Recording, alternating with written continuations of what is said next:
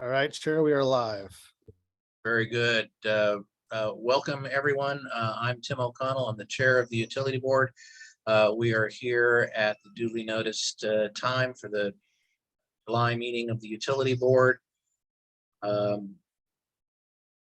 don't know, Elaine, are you serving as the clerk, or is anybody, or? I certainly can. I would be happy to call the roll. Please. Chair O'Connell, I am present. Vice Chair Milton, Present. Board Member Picorni, Board Member Majewski, I'm present. Board Member Marshall, Board I Member am- Lair, I think George is no longer a member of the board. oh, George, oh, the apologies, the website hasn't been updated, and Board Member Quantz. And if the website has not been updated, it may not reflect Meredith Lair as a member of the board. It And does. I seem It does. to think I see her, so she must be present. So She is. And Thank you. just a quick clarification, George Marshall is working. He is a board member. Oh. And he is trying to get in. We're sending him a new link, so he'll Oh. be with us shortly. Brian Brian Thomas. Thomas phased off. Thank you, Jason. Okay, well, if George is going to join us, let's see if we can't. I will go ahead and ask if there's any member of the public interested in making a public appearance to the Utility Board. We have no one for public appearances this evening. I see none and hear none. I know George won't be disappointed if he skips our next critical item of business. I'll take a motion to approve the minutes from our last meeting. I'll motion to approve the minutes. Vice Chair Milton moved. Is there a second? I'll second. For Lair, any discussion? That's correct. Hearing none, I'll call for a vote to approve the minutes. All those in favor, please say aye. Aye. Aye. Motion passes unanimously. Jason, any luck with George joining? We are sending him a new link. He'll be here shortly. So All right. I would say let's go ahead and get started, and we will catch him up. Very good. So the first item of business is an update on the water system plan. So Director Kittner, I'll turn it over to you. Actually, I'm going to turn it right over to Rona Lynn, our utility engineer, who is going to introduce the topic, and our project team that's working on the water system plan update this evening. So Rona, it's all yours. Thanks, Thank you. Jensen. Thank you, Jason. Good evening, Utility Board members and everyone. I'm Rona Ling, Utilities Engineer. On the first hour of tonight's meeting, we are going to present to you the elements and content went into the water system plan update that we have been working on in the last 3 months. It is a requirement of Department of Health, also known as DOH, that any water system serving 1,000 or more service connections to have a comprehensive system plan, water system plan in place, and have it submitted to DOH for review and approval on a regular basis. Our current water system plan was approved in 2016, and it was scheduled for an update in 2022. So now I would like to introduce our consultant team from HDR Engineering. HDR actually helped us on the 2016 water system plan update 6 years ago. So with us tonight would be David Kuhn. David Kuhn is a professional engineer. He has been working on our water modeling for several years. And also we have their planner, Dan Graves, with us. So they will walk us through the steps on this round of water system plan update. So now I would like to hand it over to Dan. Yeah, and actually, I'll take over from here, okay. Rona. Thank Thanks you, for that introduction, Rona, and good evening, everyone. It's nice to meet all of you. Once again, my name is David Coons, and I'm the project manager and engineer for the water system plan update. And I've also been the hydraulic modeler assisting the city on a variety of water system modeling contracts since HDR completed the last water system plan effort. So I'm really pleased to continue doing that modeling work for this effort. And also with me, as Rona mentioned, is Dan Graves, who is a water resources planner who has actually completed much of the work for this plan update, as well as being a planning lead for a number of water system plans throughout Washington.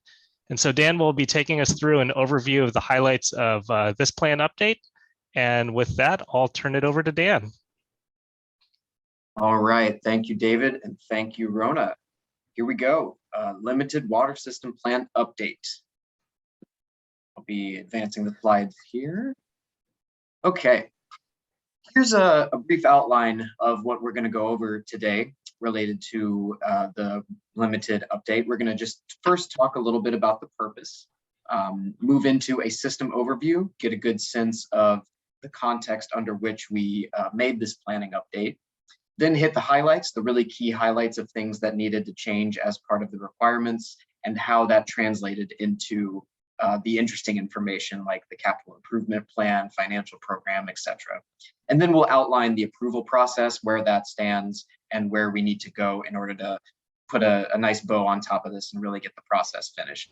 And of course, at the very end of the presentation, there will be time for questions and comments as well. Moving into the purpose of this limited update, as Rona mentioned during the introduction, the prior plan was certified in July of 2016, which means that the original planning timeframe that the Department of Health, DOH, required for water system plans was 6 years, which means that that plan expires in July of 2022, which is where we find ourselves now. Since the prior plan was approved, DOH has extended the water system planning cycle to 10 years instead of just 6, right? And so the Mercer Island system is in good shape. It's relatively built out. So not a whole lot has changed since that time, and not a ton is anticipated to change through what would have been the 10-year period anyway. And so the purpose of this limited update, this limited WSP update, is to extend that approval period from 6 years, which would have ended now, to 10 years, which will end instead in 2026. And so to do that, those last few bullet points there, we've updated the water supply needs. And so now we're looking at a 10-year time frame, so 10 years from the prior approval out to 2026, and then a 20-year time frame out to 2036. On the heels of those updated supply needs, we also updated the system capacity analyses, the capital improvement program, which the current capital improvement program that the city is looking at for the water utility is scheduled from 2023 to 2028. And then finally, a financial health review as well. So to hit the system overview, will be brief. I imagine as the utility board, you're likely familiar with what we're working with here. The water supply for Mercer Island comes from Seattle Public Utilities through Enterprise. Key system infrastructure include 2 4-million-gallon reservoirs, so 8 million gallons of potential storage, 2 main booster pump stations to boost water to a higher elevation grade for the zones that are higher up. There are 121 miles of water mains in the Mercer Island service area, though the city only owns 113 of them. a small number of those mains are owned by some other stakeholders. There are 85 pressure reducing valves, PRVs, throughout the system. And there are 5 main pressure zones. And when we say main, it's sort of the key big zones. And there's also the 30 smaller pressure zones, many of which are situated around the shore of the island, where, like we mentioned, 85 pressure reducing valves, those are used to control water pressures at these small pressure zones around the shore. And then finally, just some information about the demographics of the current service area. As of the 2020 census, the population of Mercer Island is approximately 25,748, and those people are served by 7,537 connections as of December of last year. Now we get into the fun stuff where we really get to look at the data. This pie chart here gives us a sense of the average annual water use by the customer classes of the city from 2014 to 2021. In the prior plan, the data that was analyzed in the prior plan went up to 2013. And so we're just picking up again at 2014 with this plan. You can see there's the giant red chunk there, that's single family. And then the other customer classes are multifamily, the commercial component, and government. Multifamily and single family are the residential categories. And you can see they take up by far the lion's share of demands, essentially 92% of demands. And the rest of it is covered by commercial, and then a very small percentage by government facilities, government of the city, essentially. Looking at how water is used throughout the year and in the time since the prior plan was approved, we look at average and maximum day demands. So average day demand, to start off, is the blue line there you see sort of in the middle to lower area of the chart. And we calculate average day demand quite simply. We just take how much total water did Mercer Island purchase from Seattle in any given year and divide it by the number of days in that year. This is presented, the unit that we're looking at here is million gallons per day. And you can see there that blue line, it's pretty much entirely steady throughout the entire period. Demands will go up and down just a little bit year to year, totally normal. But as far as trends, there is no upward or downward trend. It's quite steady. So that's where average day demands sit, in kind of the low 2 million gallon per day range. Now, maximum day demand are the demands that we see typically during the summer when outdoor water uses typically go up, which irrigating the lawns is a big one, parks, things of that sort. And we'll see huge increases in how much water needs to be used per day. And just to really describe this in more detail, you'll see that there's actually 2 lines there. There's this red line on the left, and then there's this sort of green line on the right. We looked at 2 different methods to estimate the maximum day demands here because of data availability. So method 1, which is the method we use to determine the demands 2014 to 2018, we used guidance from the DOH Water System Design Manual, which assumes certain, or I should just say, it assumes a ratio of what would be maximum day demand to a maximum month average day demand. So to break that term down a little bit, as we see these summer months where the demands go up, what we do understand is what that maximum month would be, which month had the highest production or highest purchases from Seattle, I should say. The average day demand of that month, we can take that value and using some equations and some factors that DOH provided in their water system design manual, which were empirically developed, we can estimate an MDD. And so the values there on the red line are those estimations. Now the green line to the right, which is the more recent data, this data was estimated using city Scada data from the main pump station. There's a little description of it down there. 24-hour rolling averages were calculated from hourly data, and the maximum 24-hour rolling average was considered to be the maximum day demand.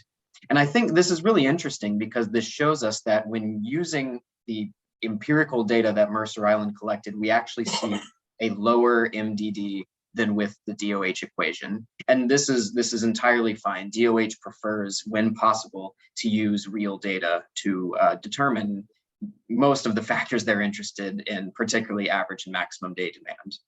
And this is also good because when we were developing water use factors with which to develop our demand forecast, which we'll get to in a bit, we used typically the 2019 to 2021 data. You know, oftentimes we'll use averages of those 3 years to describe those things. So average and max day demand, that's that.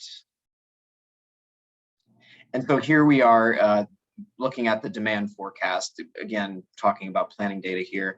Some of the key assumptions here for the demand forecast, we looked at annual growth from the comprehensive plan. What kind of growth is Mercer Island, which is, like we mentioned before, a pretty well built out community? What kind of growth are we expecting? In the single family, multifamily, and government categories, we determined that according to the comprehensive plan, that compound annual growth rate, approximately 0.64%, very small. Commercial is even smaller, 0.56%. Low growth, but growth nonetheless, as long as it's there in the plan, we want to account for it. And then another factor that DOH is interested in that we use in planning and we use to help us craft demand forecasts is called the equivalent residential unit, or ERU for short. And that's what we mean when we say this constant household water usage. That's a representation of, like I mentioned, average day demand on the prior slide, which is total purchases divided by the number of days in the year. This household water usage instead is the single family customer category divided by the consumption of the single family customer category divided by the number of those customers and the number of days in the year, which results in an average amount of water that a single family residence would use in a single day. And so that's the number you're seeing there, 193 gallons per day. That's the approximate average around the whole island that a single family residence uses in a day. And so given the demographic growth that we understand, the water use trends that we understand, we were able to develop this demand forecast, which you see here on the right. Similarly, we've got the average day demand and the maximum day demand. One thing to note that looks a little funny when you first look at it, and I've footnoted it there, is that we actually see a slight demand drop in 2026 from 2021. How does that happen when you're growing demands? There's in 2021, the non-revenue component of water distribution system leakage is another term used there, was higher than it had been in past years, and by more than just a few percentage points. The non-revenue factor that we used to project the non-revenue portion of demands was the average of the non-revenue factors from 2019 to 2021. So if we're just looking at 2021 demands, and we put those in there just to kind of show what the base year demands are, that's why 2021 is in there. Because that non-revenue component that year was higher, looking into the future using that average for the forecasting purposes, it was low enough that the 2026 demands actually came down a good amount. But then when we look further into the future, of course, the demands do rise again, but again, very mildly. We're looking at, in 2026, 2.1 million gallons a day, 2036, 2.24 million gallons a day. That's 0.14, an addition of 0.14 million gallons, or approximately 140,000. And then maximum day demand, same idea. So now that the demand forecast is set, we can get into the even more fun stuff, which is where we see how do these forecasted demands relate to what our system can serve. And there's 3 key system capacity components that I will address, and then we'll move on to hydraulic modeling, which is more in David's wheelhouse, and he'll address that. And so I'll just go through these 3 right here. You can see the first one is water rights. The requirement for water rights is that the city must, within the city's approved water rights, they must be able to supply both average and maximum day demands as forecasted. And what we're looking for is a deficiency. When we see that demand forecast, are we within the bounds of what we need to serve. When it comes to meeting averaged, and maybe one more thing I'll say is that when in the context of water rights, what we're looking at is the contractual volume that Mercer Island is allowed to pull through that intertie with the city of Seattle. When meeting average day demands, there is no deficiency, and those demands are well under the amounts of water that can come through that intertie. With maximum day demands, we do see an exceedance of the instantaneous water right. It's a very small exceedance, but an exceedance nonetheless. However, this has been known in the prior plan. This situation actually was understood that in the future there would be a deficiency in max day demands. But as I mentioned, it's a small deficiency, and there is suitable storage such that the deficiency is made up by use of storage. Now, source capacity, this relates to the pump stations within the system that supply water to additional zones at higher hydraulic gradient. And so just a little explanation there. The requirement for these is that in an open zone, meaning open to the atmosphere, or in other words, served by a reservoir, that booster, that or whatever sources feed that zone must be able to supply maximum day demands. Now, in a closed zone, where it is closed to the atmosphere, in other words, no reservoir, where the water pressure is entirely provided by the sources, in these zones, the sources must supply peak hour demands, as well as a situation of maximum day demand plus fire flow. So pretty strict. And the good news is that when we look at this, no deficiency. None of those requirements in any of the zones are deficient throughout the 20-year planning horizon. Check marks on that one. Storage capacity, a little bit simpler here. Storage has 4 components. We don't necessarily need to go into all of them in detail right now, but different components of storage that help run the system. A notable one being fire flow storage and standby storage. Fire flow, obvious by its name, and standby, almost kind of an emergency pot of water. The operating and equalizing storage needs to be sufficient at 30 pounds per square inch, and then the fire flow and standby storage at 20 psi. Similar storage with source capacity. Fortunately, our analysis indicated there is no deficiency throughout the entire planning horizon.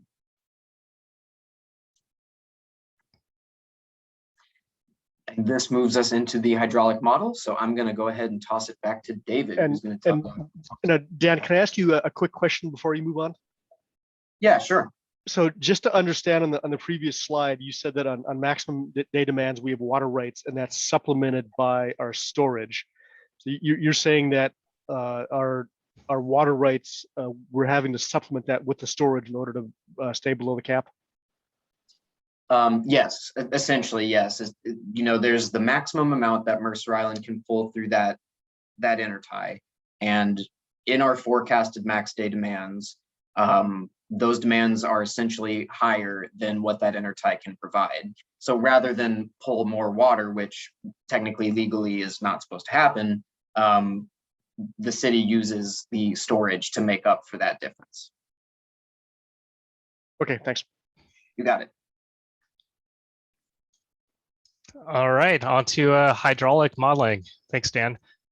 So as part of the water system plan work, we use a hydraulic model of the water system to utilize, and we utilize that to assess the hydraulic capacity of the piping within the system, to identify any deficiencies in the piping, and to create capital improvement projects to address those deficiencies. And to support this work, the model has been recently updated. Some of those updates include allocating customer demands throughout the model based on historical build meter consumption.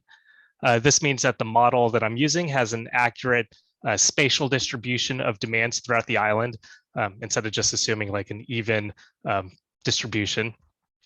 Future demands were also entered into the model based on the demand forecast Dan discussed. The model was also recently set up to complete what's called an extended period simulation model run, or EPS. EPS model runs are cool in that they allow the model to calculate over an extended period of time. So for example, a week in the summer to see how system pressures, tank levels, and pipe flows fluctuate throughout the day. The city has used this to answer some what if questions of, well, if supply shut off for a certain amount of time, how do tanks respond? This is different from typical steady state model runs where the model is only providing a look at a snapshot in time. The EPS model was validated by comparing it with historical data on tank levels taken from city Scada to make sure that the model predicted results matched what had actually occurred. The piping in the model was also updated to match the current system, including adding in recently constructed water projects. And the model has also been in continuous use since the last water system plan update for helping the city verify designs, answer what if operational questions, and to support modeling of future developments. And throughout that time, the model has had continual refinement and updates. So as part of this water system plan, the modeling analysis focused on two main items. First is determining that during peak hour demand conditions, is the system capable of meeting those demands while maintaining a minimum pressure of 30 PSI throughout the distribution system, which is a regulatory requirement from the Department of Health. A second is determining the available fire flow at hydrants throughout the system while maintaining a minimum pressure of 20 PSI throughout the distribution system. And next slide, please. So this image shows what pressures are throughout the system, given peak hour demand conditions. As previously mentioned, the regulatory requirement here is to maintain at least 30 PSI. The figure shows that there are some locations that are under 30 PSI. So these are locations where you see a red or dark red dot. However, many of these locations are actually associated with transmission pipes where there aren't any service connections pulling off the pipes. And in cases where you have transmission pipes, DOH allows the minimum pressure to drop down to 5 PSI. And with the model, we found that all these transmission pipe locations meet that 5 PSI requirement. Now, in the last water system plan, there were two locations that were previously identified where distribution system pressures are below 30 PSI, and that is still the case. One of these is a low pressure area on Hillside Lane, shown as the red circle on the right side of the image. And the other is in the vicinity of the intersection of 74th Avenue Southeast and Southeast 29th Street, shown as the red circle on the left of the image. Both of these are just associated with a few handful of service connections, so not any large service areas. Aside from these two locations, though, the distribution system pressure remains above 30 PSI. And for these two low pressure locations, the city has already previously communicated that condition with the customers in those locations, and there is currently no plan to implement a project to boost pressure at either location. Next slide, please. And then this image shows what available fire flows are throughout the system. These are the flows available at each location during maximum day demand when fire storage is depleted, while maintaining 20 PSI throughout the distribution system. For these calculations, those two low pressure areas I mentioned aren't included in that 20 PSI constraint since they're already below 20 PSI. However, I did do checks to make sure that there wasn't a loss of pressure at these low pressure areas. When we have a fire flow condition, these low pressure areas drop to about 10 PSI, but you don't get a loss of pressure. The modeling scenarios indicate that the majority of the island has sufficient fire flows when compared to the fire flow goals, except for a few small isolated areas. Typically, these are on dead end mains. These are further improved by the addition of 2022 through 2026 CIP projects. So in summary, the available fire flow exceeds 1,000 GPM at most locations throughout the island, and there aren't any fire flow deficiencies except for a few smaller isolated areas. And with that, I'll turn back to Dan to talk about the capital improvement plan.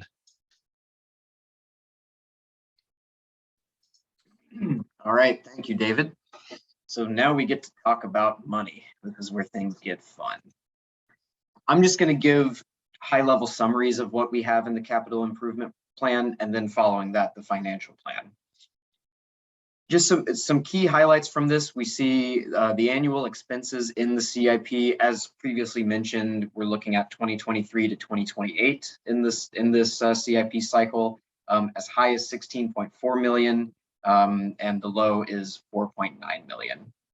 There's two key project programs, if you will, in these plans, and those include replacement of substandard water mains, whether that be it needs an upsizing or it's too old, as well as replacement of asbestos concrete pipe through this period. That's a common thing that a lot of water utilities are doing for water quality purposes. In addition to that, several ongoing costs that include emergency repairs, obviously water system components, street-related improvements that can realize efficiencies with the transportation projects. Good to plan for those things because they happen. Got to have the money there when it does happen. Some of the significant near-term projects, those include meter replacements, as well as pump and generator replacements, upgrading the telemetry system, as well as reservoir improvements. Those are happening in the near term. And then long-term maintenance, PRVs, as with any infrastructure, they age, they need to be replaced. Reservoir coating and replacement and external painting, master meter replacement at the Intertie site, and then booster pump station replacement. And I left a word on there, so ignore that final "and" right there. And then the financial program, like I mentioned, just checking out the financial health. This is a snapshot of the expenses that Mercer Island will be incurring. I think this is for, might be this year actually, but the purpose of this is to show sort of the proportions of the different kinds of expenses. So operating expenses, that takes the largest share, water purchases, debt service, that's a very small share, and then rate funded capital outlays. That and water purchases are relatively near each other. And then to look at this another way, or I'll get to that in a minute, some highlights of what we know about or I should say what we anticipate about the finances is that rate increases are projected to be approximately 5.25% per year through 2028. And the assumptions that go into that number are listed there, just that water consumption is anticipated to be generally steady, as we saw on that graph way earlier. We expect annual increases in wholesale water costs, increases in labor costs, and increases in maintenance and operations costs. And the numbers are there. So it's all those numbers together go into that total rate increase. And then this is what I mentioned a second ago, to look at how these projected expenses will go out into the future, 2023 through 2028.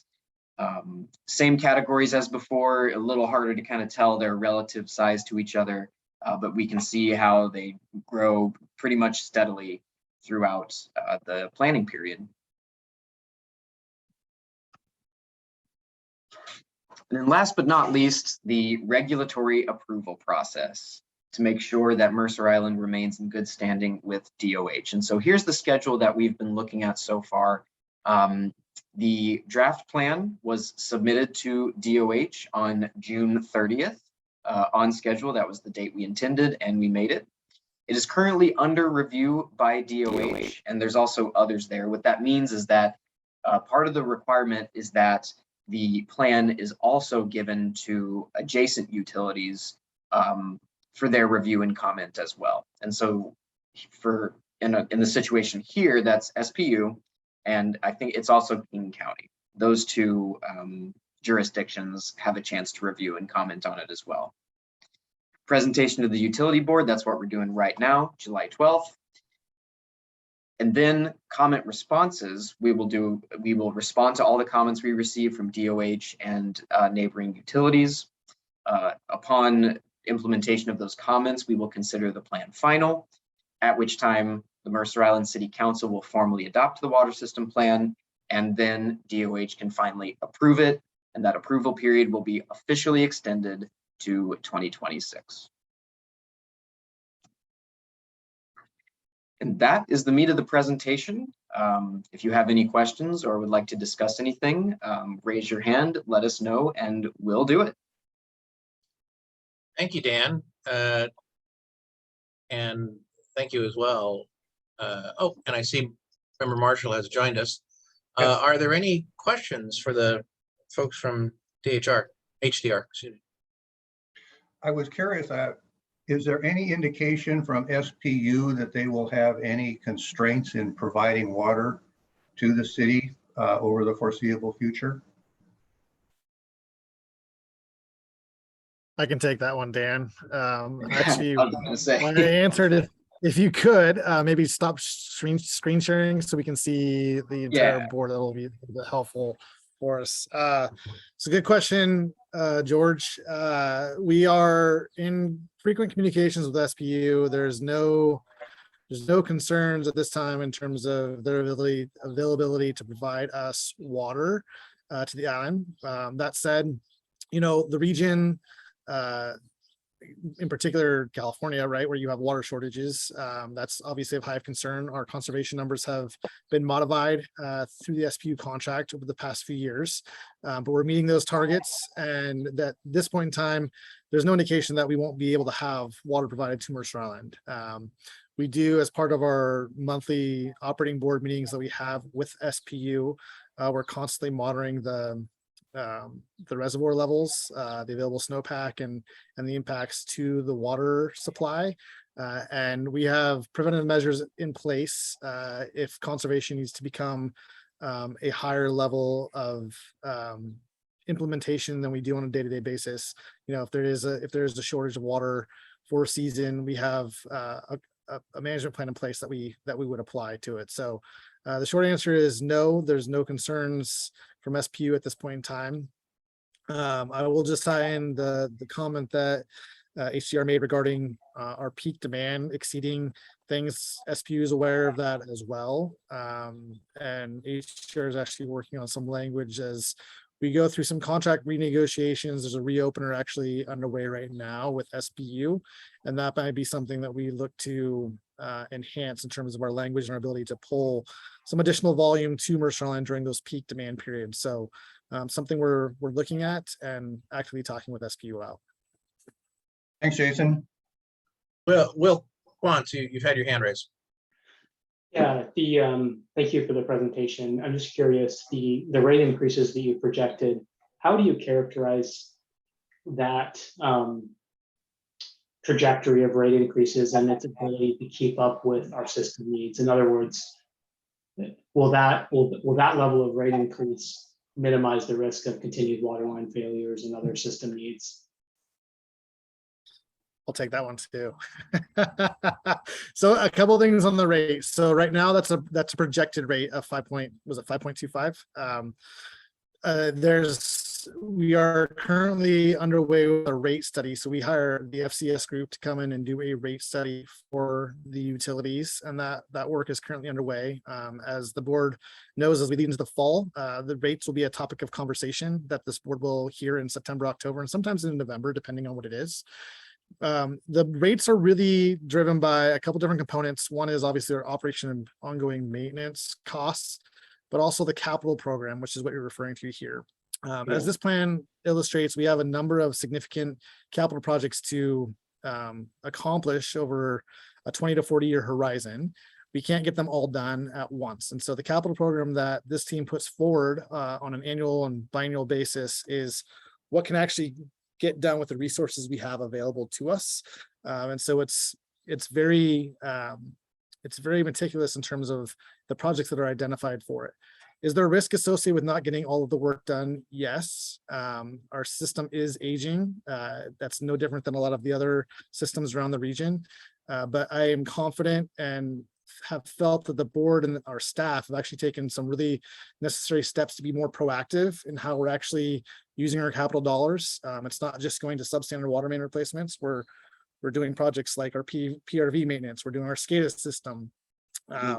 We have our booster chlorination project where we have the relining of the tanks on our immediate near-term plan. So I would say it's something that your staff team and the utility board are actually really connected with I try and keep this board updated in terms of the projects that we have underway and what's on the horizon, so there's no surprises. And I think it's, we're looking at a 20-year horizon. And so what does it take to actually get this work done over the course of the 20 years and what's practical? And so that's what largely goes into the rate. I'm not trying to put projects in the capital program that's going to inflate the rate just to inflate the rate, right? It's what actually needs to get done based off what the data and the system's telling us. And Jason, just so as to be clear, the 5 1/4 assumption was what was built into the rate model that this board reviewed and the council approved in last year. We will be reviewing that next year, which will be for the next biennium. Correct. You'll actually be reviewing it later this fall. Yeah, So September, October. Yep, exactly. yeah, for next. Correct. Steve Milton, you got a question? Yeah, so just to get back on that water rights limit thing, just to verify, is that limit purely contractual with SPU, or is it like a system, capacity, pipe capacity issue? It's contractual with SPU. So actually there's an element, and HDR, I'll look at you, you're the water modelers, but I have the Scada graphic in my, the Scada graph in my mind, and there's a period during the peak demand season where we're pulling in more water at a higher rate than what the SPU contract allows us to. It's for a very short period of time. It's a very short window. Call it the irrigation systems and everyone getting up in the morning to take showers and other things like that. It's for a very short period of time, but it is per the SPU contract because obviously they're providing water to other wholesalers across the region. We've shared our Scada data with SPU to talk about water quality issues and things like that over the time. So they know about it. It's not a secret. It's something that we'll talk to them about as part of this contract negotiation. And it looked like, oh, sorry. Oh, and I'll just add a brief piece to that too, is we did also do the modeling of the transmission pipes coming that go across the island, and also verified their capacities, which exceed what the contractual requirements are as well. That was in that no deficiencies on the system side. Yeah. Okay, got it. And then I just have one last piece of it on Dan. You had on your the two different methods of calculating the maximum daily usage. It looked like it was a pretty significant, like almost a 20% differential between the estimated and our actuals. Was that a pretty big help to the model in terms of us not, being exceeding the maximum, the contractual by a lot larger percentage, or at least on a planning basis, if you had been going off of just the estimates rather than now that we have the Scada data? Yeah, no, I think that's entirely valid. Yes, because if we were using, sorry, I'm going to adjust this here. Just needed to look at something. No, that's definitely true, because what we were able to develop using that data is what we call the peaking factor, which is just essentially the ratio between the average day demand and the maximum day demand, which is how we then forecast maximum day demands looking into the future. So if we had to use that data from before, that peaking factor would have been higher, meaning our forecasted MDD would have been higher. So yeah, just to kind of reiterate the point that using real data is more beneficial in pretty much. And it's actually a material benefit to having upgraded the Scada systems. Just for everyone to keep in mind, these projects, there's a material impact to having better data. It literally is probably going to save us money going forward, because we're not going to have to design the system to an intentionally inflated estimate, because it's designed for a safety factor. We're able to design to actual usage. So that's neat. Yeah, you could almost say the same thing, just another little side note about meter replacement. As meters age, they become less accurate. Less accurate, yeah. Exactly. So you get a new, better meter in there with better data tracking. You know better how much water is being used. You can charge more accurately. You can calculate your non-revenue component more accurately. So yeah, it applies all over. Right. That's great. I see no other hands raised. I have a question for Director Kittner and perhaps the HDR folks. You touched on the fact that the contract with SPU is being renegotiated. I take it as we speak. What's the interplay between that and this planning process that we're talking about? Are there hitches in the negotiations with SPU? That's a very broad question. Hitches. I no. serve you these softballs right over the heart of the plate, Jason, and I'll be disappointed if you don't hit it out of the park.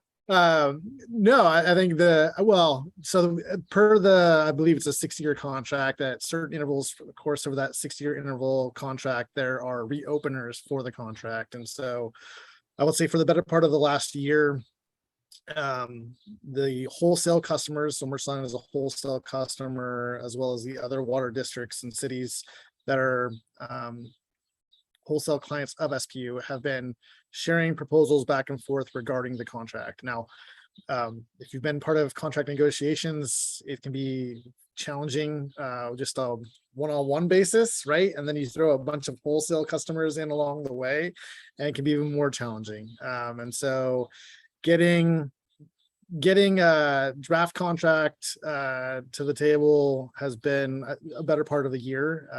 Those conversations are still ongoing. They're good conversations. They're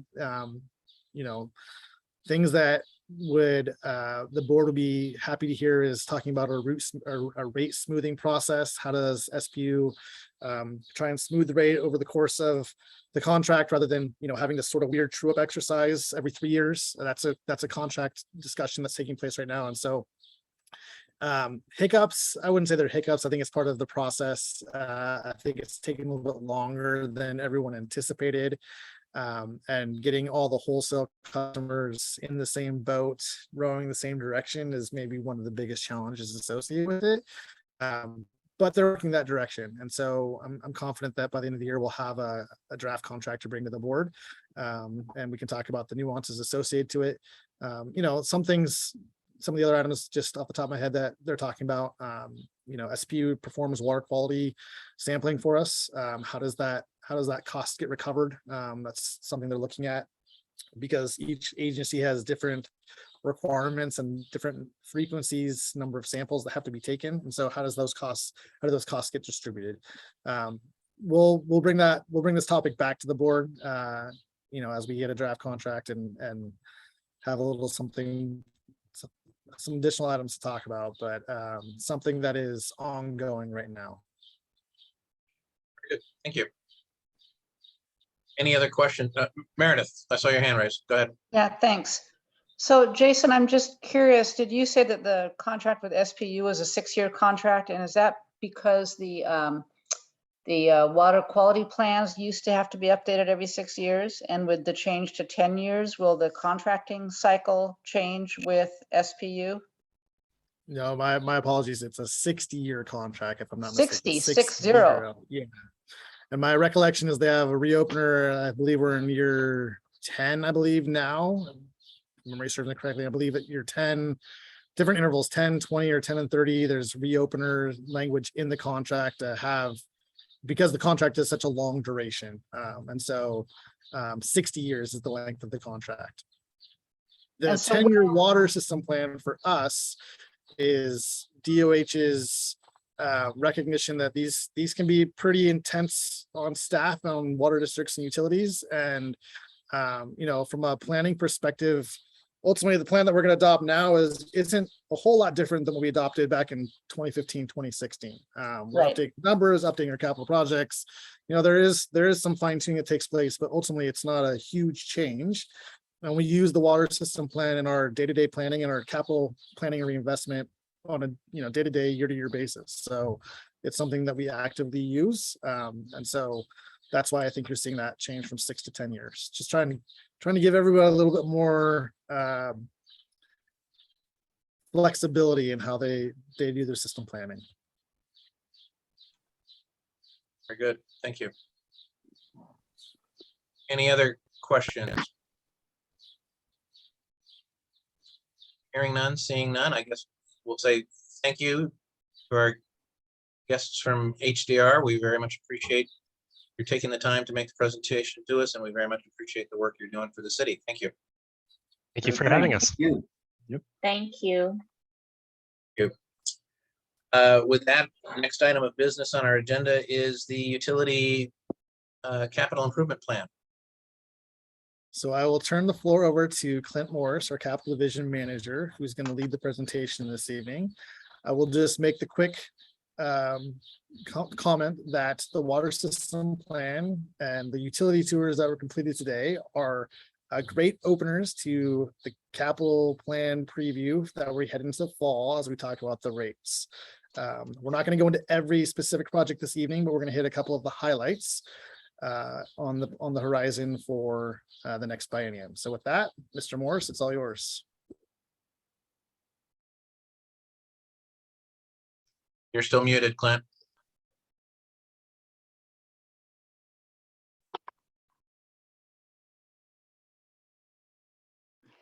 Okay, how's that? Sorry, I'm trying to figure out how to share my screen here. I'm a little technologically limited. Patrick, I think I'm going to have you do this. Sure, my pleasure. Here we go. So, good evening, members of the utility board.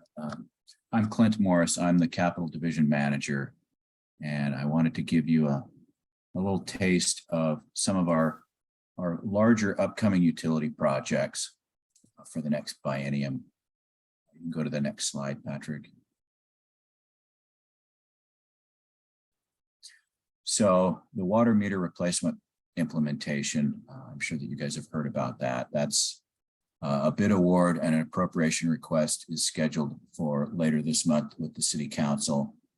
And this project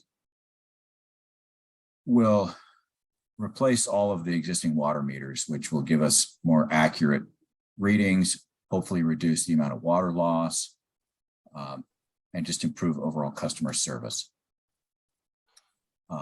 Next one, Patrick.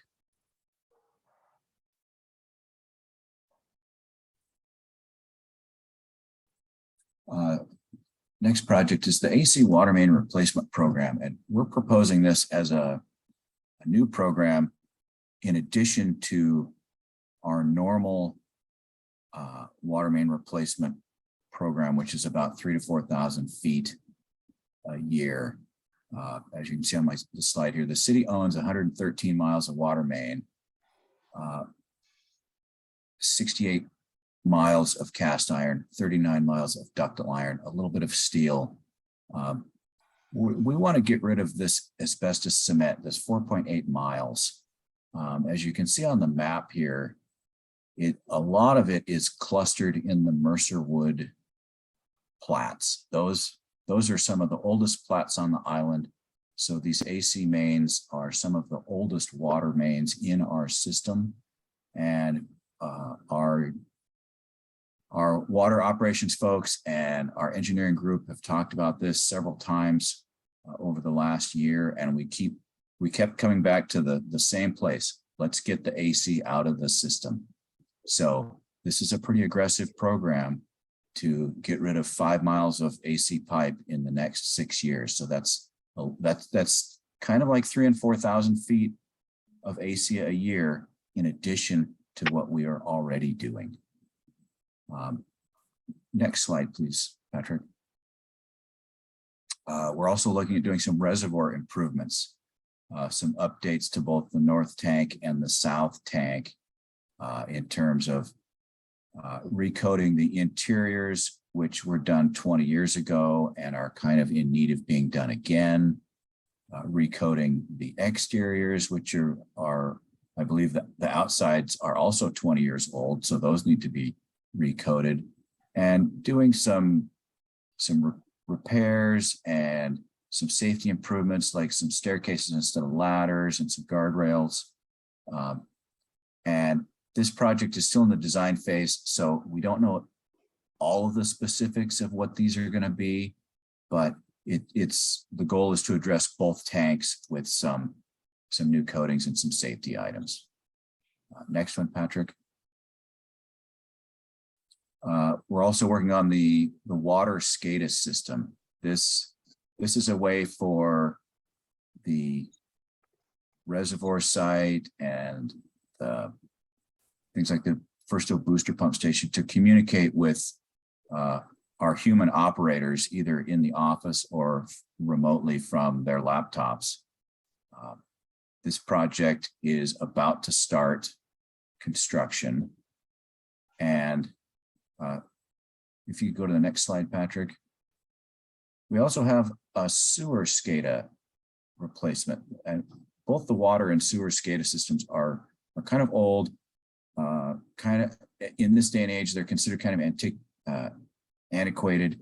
So these two SCADA projects, they are separate, but they share that they are both SCADA in the control and data acquisition. So the sewer one is to replace the obsolete units in all of our 18 sewer pump stations. Again, so those pump stations can communicate with our folks back here that are operating those to know if there's any alarms or trouble with those. That's under design now, and the construction is expected to be next year. Next one, Patrick. We're looking at some of the sewer pump stations for rehab or replacement, and that's a process in and among itself, is to look at these pump stations and decide, do they need to be replaced? Can they be rehabbed inside? And we need to do that before we even jump into the specifics of that. So this is kind of an assessment and study project. One of the biggest problems with our pump station system is that almost all of them exist within private property on the waterfront, and that's pretty difficult to make those sites any bigger. So this is going to be a challenging project. Next one, Patrick. Finally, stormwater.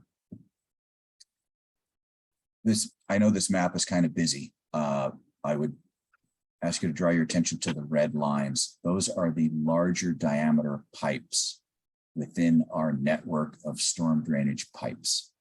So think of these as like the arteries that are carrying most of the water. And what we want to do with this trunk line project is clean and video inspect these larger pipes. A lot of these haven't been cleaned or TV'd in many, many years, and we simply don't know much about them. So we want to investigate the condition, see if there's defects in these, verify that the size and material type on our maps is correct, and then analyze that data and try and rank these sections of larger diameter culverts into some logical order for future repair.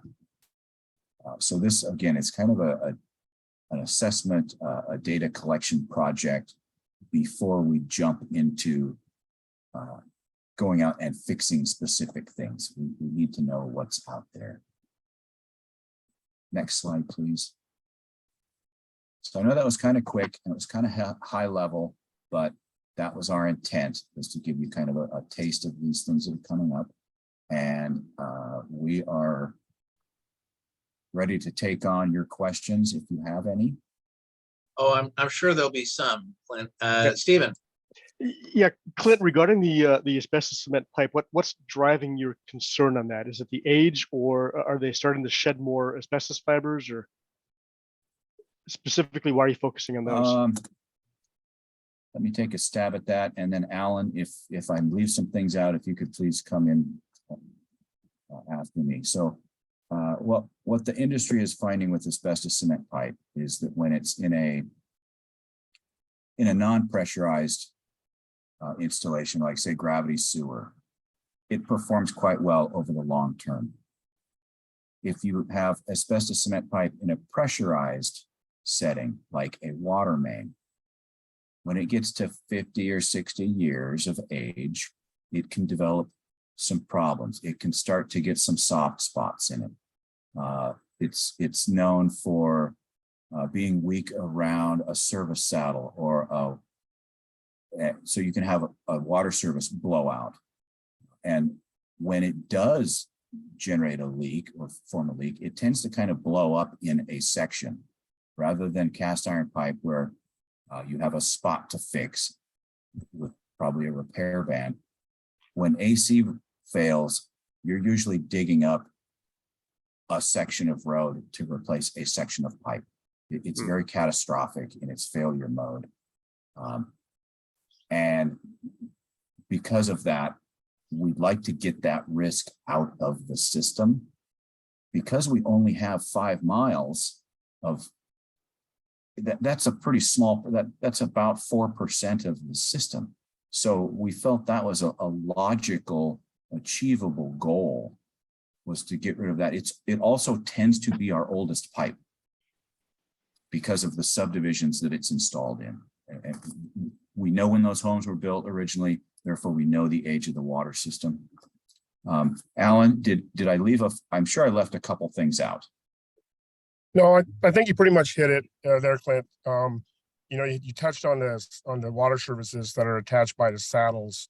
A lot of those saddles are deteriorating to the point that when they do blow, they take out pretty much the whole section of pipe. So like Clint's saying, we're having to replace big sections, unlike cast iron that does a circle break most of the time. The other thing we look at is, far as the piping, is actually upsizing as well. So if you notice, some of those are 4-inch pipes, and we need to upsize those to be able to accommodate the 3-port hydrants that run off the 6-inch lines. So just to add a couple things on that. So usually with the 4-inch, all 4-inch pipe, that's all substandard water main in terms of fire flow capacity. So that's on our substandard water main replacement list already. And then Alan, if we were in person, you had a old water saddle from one of these main breaks that took, or one of these breaks that took place in your office. We'd actually have some show and tell for you, so you can see what was left of the pipe. It's not much. And so the other piece to this is we have seen an uptick in AC pipe main failures over the past 2 years, and so that's another reason why it's rising to the top of the urgency list to get replaced. Very good. Steve, you were next. Steve Milton. Yeah, so just to verify, what was the kind of the thought about adding a new project for the AC replacement rather than just prioritizing them in the ongoing, project for replacing pipeline? Stole my thunder, Steve. That was going to be my question. Great question. And so with that, the AC pipe, it's something we talked about, the water main replacement projects that we've had on the 6-year capital plan have been there for quite a while. Usually our approach is we design in year 1 and then construct in year 2. And so we've had a list of these water main replacement projects on the capital improvement program list for the 6-year planning document for quite a while.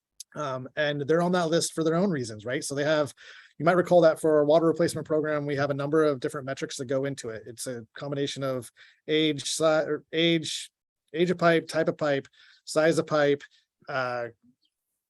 history of main breaks. We have a water quality element to it as well. I'm missing something in my list, but there's a metrics that we use to identify our water main replacement program, and the projects that are, although the AC pipe is on that list as a new category, the other water main projects that we've had on the docket to do still have ranked high for a reason. And so that work still needs to get done. The board may recall that during this last biennium, we actually staffed up with our internal resources. We added 3 capital project managers into our fold. We have a higher head utility engineer on the street now as well. And so we have the staff resources to get these projects done, and they're important to get done. We didn't hit on the meter replacement project in the slideshow, but that's actually going to council for the project award on the 19th. Yay, which is fantastic. With that, though, I will be honest with you. We have 3 what we call limited term employees identified in that specific project that are going to come in and help construct that project. So 2 staff folks that are going to be working the meter replacement project ahead of the meters, and then a utility inspector to actually perform the inspection, take the meter read information, and make sure the data is in our system accurately. And so they're funded through the project for the life of the project that allows us and our staff to continue to get these other capital projects done, because the capital projects, even though they're contracted out, they still require a significant amount of work from our maintenance and operation folks. Councilmember Andrew, you were next. Thank you. So will the AC replacement pipe address then some of the limited fire flow issues that were identified in the earlier presentation? Yes, so the 4-inch pipe would be substandard water flow issues, and so that would replace those 4-inch pipes and upsize it, which would address the fire flow issues for those sections of pipe. Great, thank you. Meredith. Yeah, I was curious, in terms of the stormwater analysis and review that you're doing, is there something in particular that's driving that? What was the reason to do it? Is it age of the system, increased number of concerns or failures, time to do it because it hasn't been done for X number of years? Something else? I would say kind of all of the above. There's a little bit of fear of the unknown. What do we have out there that might be a problem? We simply don't know. So we're trying to be proactive and discover that before it decides to show that it's a problem during some huge storm event. We know that there's some large diameter, older pipes out there. Based on our experience with working on smaller scale projects, I remember, I think I told you guys that when we do a paving project, we TV the storm system first. And so we're fixing some problems that we can find. It seems like we can always find a couple problems when we do a TV inspection program. So I'm anticipating that when we do this investigation of these larger diameter trunk lines, we're going to find a few things wrong with them. The other reason for us focusing on these trunk lines is when you think about the street network, we have two kinds of streets: arterial streets, those are the main streets, and then neighborhood streets. We like to do work on neighborhood streets and arterial streets, but we want to focus on arterial streets because that's where everyone drives. When it comes to the stormwater system, the trunk lines carry all of the stormwater in our system. And so we want to make sure that those main pipes are functioning the way that they need to. And if we need to fix or replace any, because all the water goes through there, we address that first or make that primary. We also look at the parts of the system that are smaller in diameter, but they don't carry all of the island's stormwater. So it's a little bit of a lower priority, if that makes sense. Mm-hmm. I'll also add that the stormwater is the baby of the three utilities in terms of our data, our knowledge about the system. On the sewer system in particular, we have a closed circuit television program that we actually go in and visually inspect these pipes with cameras on a routine basis, on a frequency associated that's identified in our general sewer plan. On the stormwater side, we're just behind in doing that work. We haven't done it. We have a push camera. We have some CCTV work that we have done, but it doesn't have the same resource level, staffing level that can commit to doing that. And so we just don't have the data of all the stormwater system. And so we just don't know enough about it. And so what we do find a lot of times is tree roots that intrude our stormwater system and can become very problematic and back things up. And unfortunately, oftentimes when we're getting to that level, we're responding to things, it's in an emergency response or a reactive response rather than a proactive approach. And so we're trying to shift our focus and move into a more proactive approach to maintaining our stormwater system as well.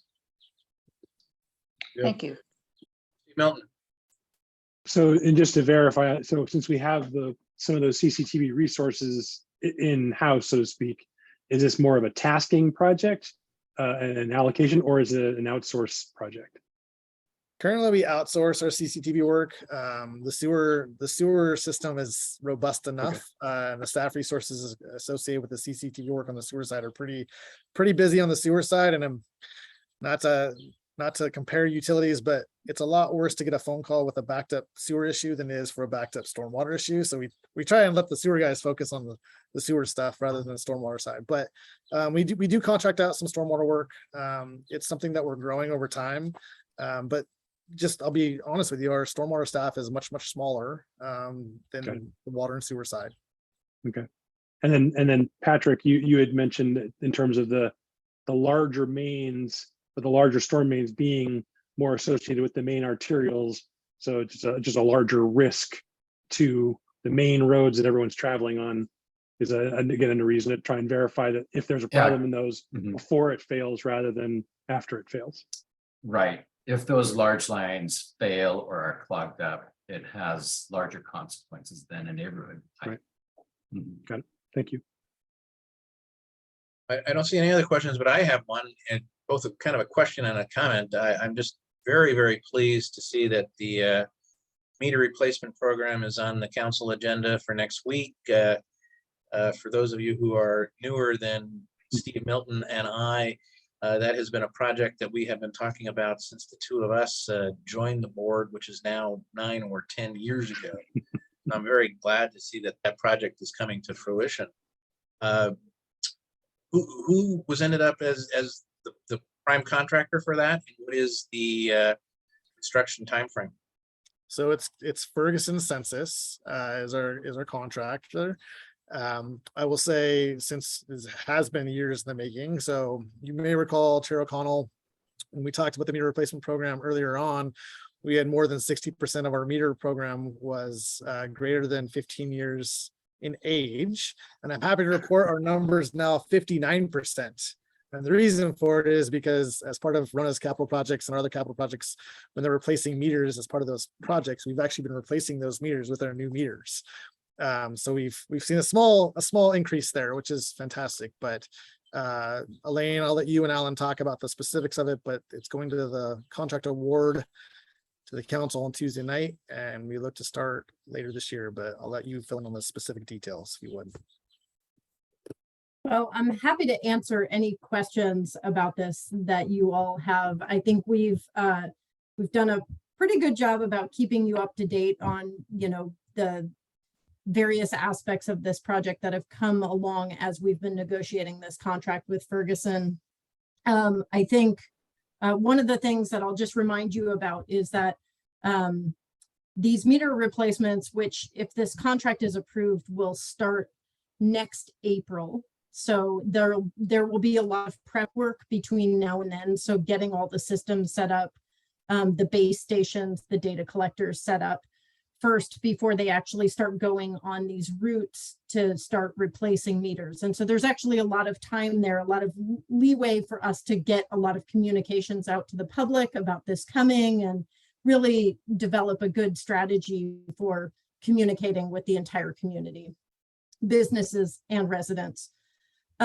So I think you'll recall that one of the things that came up during the propagation study, which was figuring out where those data collectors needed to be on the island, that was a long process because of the difficulties presented by the steep topography on different parts of Mercer Island. We ended up, Alan worked with Ferguson to identify 7 locations for those data collectors to be on poles located approximately 80 feet high on those poles. What we ended up finding was that 3 of those poles will be actually located on city-owned poles, but 4 of them will be on PSE poles. And in order to make those happen, those poles need to be replaced. This is a fairly long process with PSE to get everything in order and then finally get those poles replaced and then the equipment mounted on them, which PSE does for us at a cost, of course. So the good news about that is that the 3 that are on city-owned land will actually collect data from 75% of the meters that are replaced. So the 4 remaining poles have a much smaller diameter or area of influence where they're pulling data. So we have a little bit of time to get those all lined up. In the meantime, we can always radio read those meters also, which is a nice thing that we can at least do that more quickly than it's been done in the past, even if we don't have those base stations set up. So we're really excited to get this underway. I know Ferguson is too. We have HDR Engineering on as the project manager, so they'll actually be coordinating directly with Ferguson on a lot of this work. And then, as Jason mentioned, we are requesting 3 limited term positions to support this project because we don't want to be pulling a lot of our limited water staff that we have away from their routine work right now, which is plentiful. So we want to make sure that we're really, we're not the bottleneck in the process of this water meter replacement. So getting staff on the ground to help support that project is really key to keeping it on track. So the contract that we have negotiated with Ferguson is for 2 years, starting, so 2 years from when the contract is signed. So we are hoping to have this project completely tied up by the middle of 2024. Fingers crossed. So I heard you say construction you're anticipating starting in April of next year. Is that placing the new PSD poles, or that's when we're actually starting to roll out new meters in the community?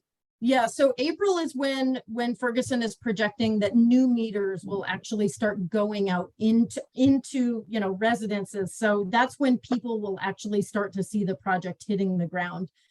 Between now and then, there is a whole lot of legwork to do to get everything set up, particularly with the software integration with our utility billing system. So, there's a lot of integrations that need to happen first, and then also working on getting those base stations set up, getting the data collectors up on the poles that the city does have. So there's plenty of work between now and then, but the public won't really see the influence of this project until starting next April.